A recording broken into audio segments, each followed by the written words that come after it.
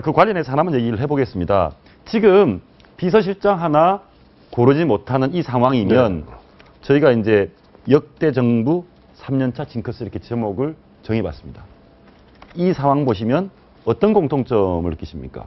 저는 3년 차에 보면 꼭 대통령이 두 가지 심정이 됩니다. 하나는 예. 이제 2년 정도 지나고 나니까 세상을 다 아는 것 같아요.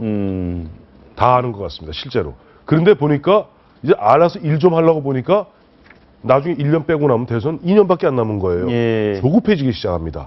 그래서 다 아는 것 같고 모두가 만기칠람할 수 있을 것 같은데 시간은 얼마 안 남는데 문제는 그때 되면은 재벌이라든지 관료들이 슬슬 한 발씩 뒤로 빼기 시작합니다. 아, 이제 변곡 좀 돌았어. 반환 좀 돌았어. 그래서 보면 3년째 가장 사고가 많이 납니다. 여기 보면 제가 좀 공통적인 게 일단 소통령 김현철 사건부터 온로비라든지 부정부패 스캔들이 3년 차에 나오고 사실 YS 짧게 설명드리면 YS 같은 경우는 YS가 그 당시 뭐냐니까 94년부터 95년까지 JP를 쫓아냅니다. 일반적으로 신한국 창조하겠다 하면서 밀어붙이면서 세대 교체하겠다.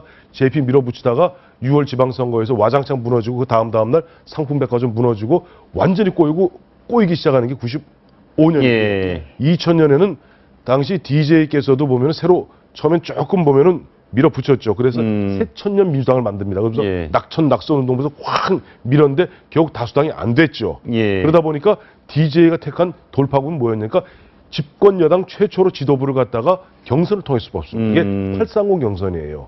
그때 이제 보면 뭐 이인재, 한화갑, 김중건 이런 분들이 전면적으로 포진되는 거고 노무현 대통령이 2005년은 대통령 2년쯤 되니까 이런 4대 개혁 입법 기억하실 겁니다. 사학법이라든가 과거사, 그다음에 언론관계법 등에서 밀어붙입니다. 그때 한나라당에서 결사항전을 하죠. 예. 이게 항상 2010년에는 이명박 대통령 뭡니까 기억하실 거예요. 세종시 수정안 밀어붙입니다. 예, 실패했죠. 예. 실패했죠. 그러면서 결국 그러나 6.2 지방선거에서 무너지고 나서 결국은 6월 29일 날 박근혜 당시 의원이 뒤집어 엎고 그래서 사실상 타협을 해서 8월 21일 날 이명박 대통령, 박근혜 의원 손잡고 정권 재창출에 함께 노력하자 해서 조금 무마하는 건데 하여튼 이 시기가 가장 위험한 시기예요. 자, 그러면 박근혜 정부는 이제 내일부터 3년 차로 들어갑니다. 네. 3년 차에 이런 부정부패 스캔들이 됐건 개파 갈등이 됐건 아니면 공직기강이 풀리든 그런 게 올 것 같습니까? 어떻습니까? 저는요, 이 박근혜 정부, 지금 이 도표 보시겠지만, 이 박근혜 대통령과 이 박근혜 정부가 얼마나 복이 많은가, 그거를 좀 생각을 해봤습니다. 박근혜 정부가 복이 많다. 예, 왜요? 왜냐면요, 이 3년차 징크스가 오는 것 중에 하나가 첫 번째가 권력형 비리입니다. 아, 권력형 바로 비리. 자녀 문제라든지 아니면 주변 인물을 통한 권력형 비리인데, 지금 권력형 비리 문제에 대해서는 이 박근혜 대통령 비껴가 있습니다. 야, 그렇군요. 예를 들어서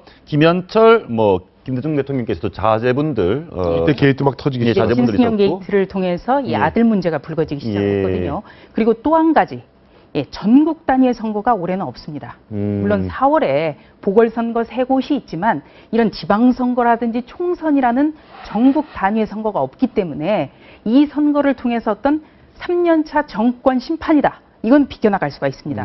그렇기 때문에 굉장히 저는 이 박근혜 대통령과 박근혜 정부가 정말 좋은 토양에서 이 3년차를 예. 맞는다고 보는데 이 문제는 이토록 좋은 토양 하에서 이 인사 문제를 가지고 이렇게 더디고 이렇게 힘들고 스스로 어떻게 보면 자멸이라고 하죠. 예. 자꾸 어떤 스스로 이를 침체해가고 침몰해가는 그런 모습이 굉장히 안타깝습니다. 예. 그러면 만약에 올해에 전국 단위의 선거가 있었으면 박근혜 정부가 심판 받았을 거다. 그렇게 예상하시는 건가요? 이제 중간 선거가 있으면요. 무엇보다도 여당이 어떤 대통령의 인기가 떨어지면 무조건 대통령과 각을 세우고 나섭니다. 네. 그러면 대통령 굉장히 고립되고 외로워지고 이제 그렇게 되면은 그런 걸 한번 겪고 나서 꼭 하는 게 현직 대통령이 탈당을 하게 되는 그런 사태도 됩니다. 그러면 이제 여당과 대통령이 완전히 남남이 되는 거죠. 네. 예. 그렇지만 대통령이 지금 박근혜 대통령은 바로 그런 중간 선거가 없기 때문에 이 아무리 친이 친박 갈등이 고조가 된다든지 지금 새누리당 지도부가 이른바 비박계가 중심이 돼서 대통령에게 쓴소리를 하더라도 완전히 등을 돌리는 그렇게까지는 못 간다는 거죠. 예. 그러면 우리가 단정할 수는 없지만 올해 집권 3년 차, 박근혜 정부 집권 3년 차는 어떻게 예상하십니까? 일단 9월까지는 편안할 겁니다. 특별한 9월까지 사고만, 뭐 세월호 같은 사고만 터지지 않는다면, 그러니까 방금 이 조수진 기자 얘기한 대로 예. 당장에 지금 선거가 있었다고 한다면 사실은 이 담배값 인상이라든지 여러 가지 때문에 이 설 민심 여러 가지 안 좋았다는 거 아니겠습니까? 특히 수도권 국회의원들 같은 경우 여러 가지 지금 불안 심리를 가지고 있었을 텐데 그게 바로 폭발해서 그게 대통령 여당 내부에서 대통령에 대한 공격으로 갔을 텐데 그런 요소 지금 없거든요. 예. 그다음에 정윤회 문건 사태 그러니까 친인척 사건 같은 경우는 작년 12월 올 1월에 지금 이미 통과해서 나왔지 않습니까? 그렇게 본다면 대통령의 불통 문제는 있을지는 모르겠지만 정말 측근이라고 할 수 있는 사람들 또 측근을 통해서 뭔가 이게 어떤 권력형 비리 문제는 별로 생길 여지는 없어 보인다.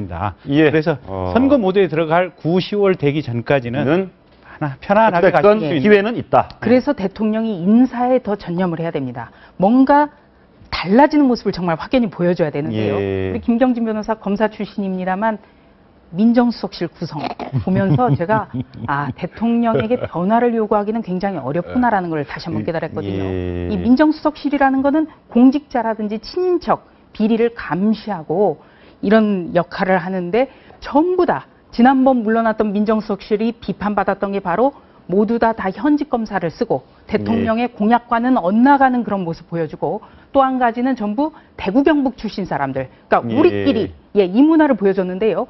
이번에 3년 차를 맞이하는 이 민정수석실 바로 여기서 이제 공직자 기강 같은 어떤 그 의지를 보여줄 수가 있는데 역시 현직 검사들 그리고 또 전부 TK 여기에서 이 대통령의 인사 스타일의 변화 정말 기대하기 어렵다.